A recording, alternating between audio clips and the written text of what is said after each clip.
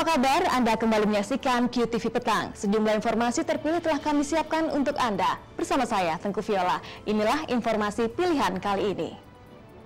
Belasan ribu personil polisi bersiaga mengamankan jalannya pertandingan final AFF. Puluhan rumah di Marunda, Jakarta Utara hancur terkena angin puting beliung. Abu vulkanik Gunung Bromo mengganggu jalur penerbangan pesawat.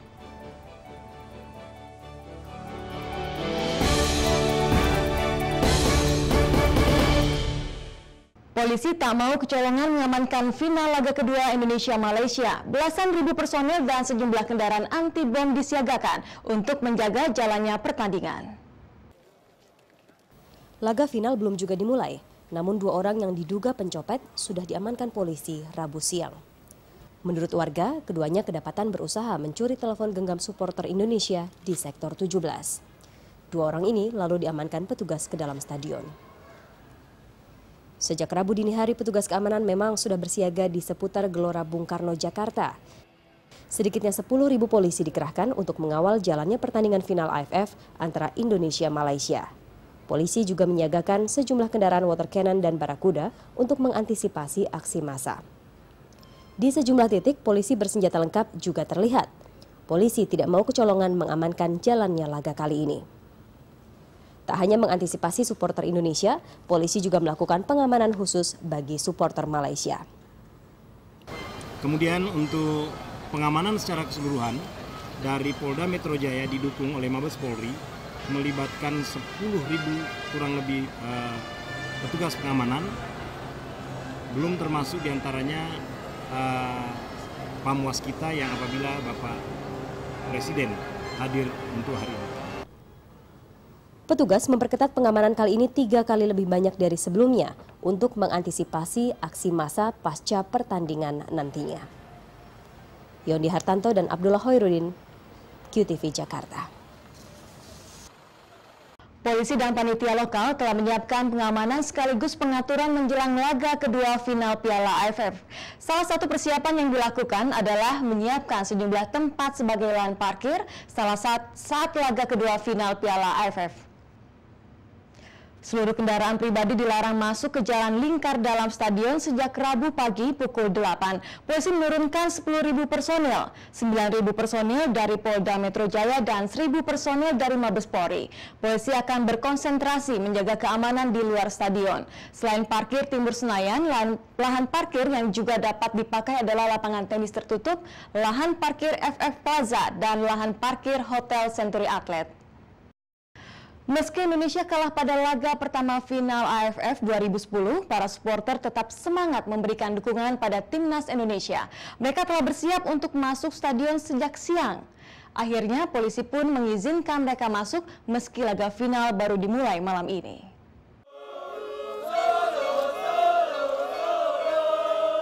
Kekalahan timnas Indonesia pada laga pertama final AFF melawan Malaysia tidak menyurutkan semangat para supporter. Sejumlah pendukung tim Merah Putih mulai memenuhi Stadion Gelora Bung Karno sejak Kamis pagi.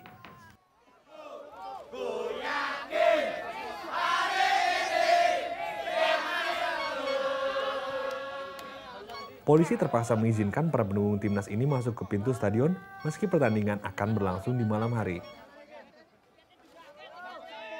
Para pendukung timnas ini pun ternyata berasal dari luar Jakarta, seperti Solo, Semarang, dan Yogyakarta. Tadi sekitar jam 5 pagi. Dari jam 5 pagi. Nah ini kalau Mas Budi melihat ini bisa nggak sih kita ini menang, Mas? Yakin menang ya, yakin. Ya. Oke. Minimal 5-0 harus. 5-0. Ya harus. Dari Surabaya berangkatnya jam setengah 4 sore. Nah ini datang ke sini apa nih Mas tujuannya emang khusus buat? Kita tujuannya khusus untuk dukung Garuda biar bisa menang melawan Malaysia.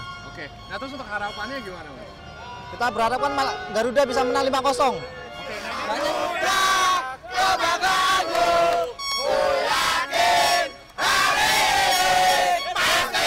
Perjuangan para pendukung ini untuk menyaksikan laga timnas Indonesia dengan Malaysia cukup panjang.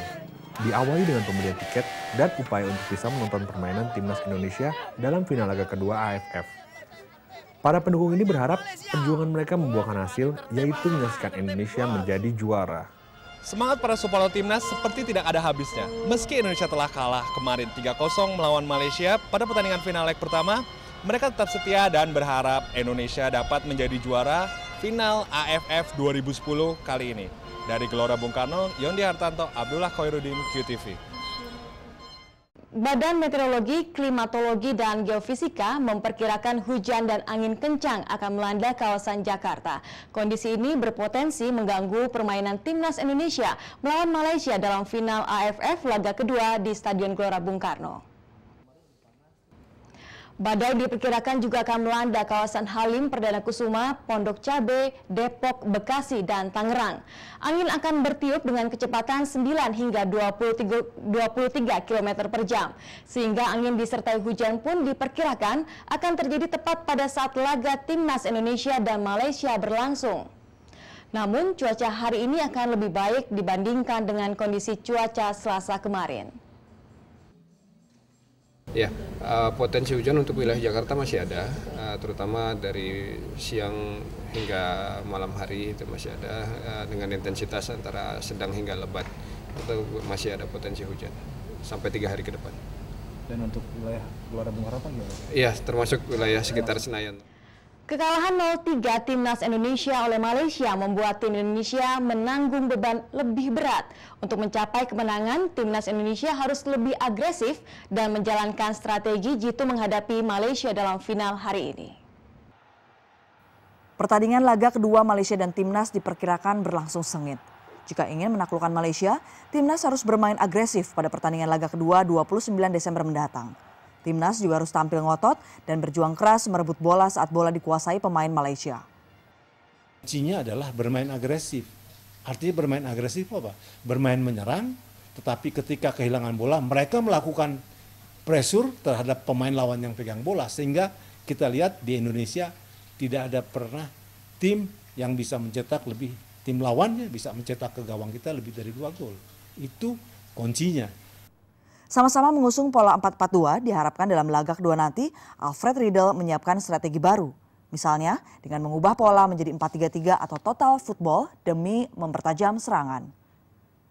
Malaysia diperkirakan akan bermain bertahan, sementara serangan masih akan mengandalkan ujung tombak Safi dan Nur Sahrul Idlan. Amin Subarkah, QTV, Jakarta.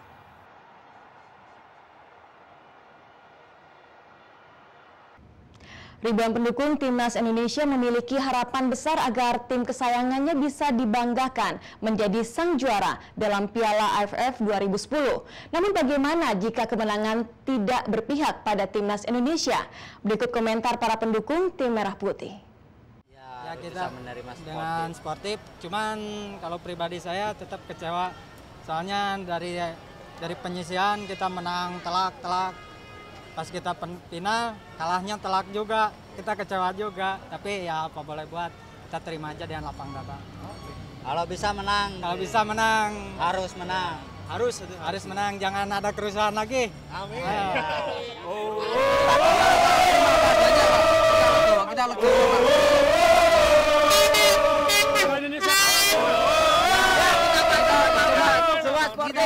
Cuma beri perhitungan aja, Pak. Kita gimana sebagai supporter gitu, Pak. Kita akan selalu berjuang, Pak, gitu. Tapi kalau kita bisa terima dengan apa? Iya, bisa terima, Pak. Bisa terima, Pak. Supporter. Hari yang sama dengan laga timnas Indonesia melawan Malaysia, pertandingan bola tidak seimbang. Ternyata juga digelar siang tadi di depan Istana Negara. Pemainnya adalah para korban Lapindo lawan pemerintah. Tak ada satupun gol yang mampu disarangkan para korban Lapindo ke gawang lawannya. Wasit selalu memberikan kartu kuning atau kartu merah, bahkan sebelum korban Lapindo menendang bola. Pertandingan bola tidak seimbang ini terjadi di depan Istana Negara Jakarta Rabu siang. Ini adalah bagian dari aksi teatrikal bertema menjebol gawang Lapindo yang diperankan puluhan orang korban Lapindo dan aktivis lingkungan hidup. Lewat aksi ini, mereka mempertanyakan keadilan dan kejelasan nasib mereka yang hampir 5 tahun terkatung-katung. Negara memaksa Lapindo menutup semburan lumpur Lapindo dan melakukan rehabilitasi atas kerusakan ekosistem dalam skala besar. Yang kedua, memaksa dan menuntut Lapindo membayar seluruh kerugian tanpa menggunakan uang rakyat, uang APBN yang selama ini sudah digerogoti oleh Lapindo. Tema sepak bola sengaja dipakai bertepatan dengan maraknya pemberitaan prestasi Timnas Indonesia di Piala AFF 2010 yang ditingkahi intrik politik para politikus dan pejabat negara. Mereka berharap aksi ini bisa menyentil para pejabat, politisi dan semua pihak yang bertanggung jawab dalam kasus lumpur Lapindo yang sangat responsif atas timnas sepak bola, tapi masa bodoh atas nasib korban Lapindo. Agus Hasoloan dan Amin Subarkah, KTV, Jakarta. Puluhan rumah di Marunda, Jakarta Utara rusak diterjang hujan angin. Info selengkapnya usai jeda berikut.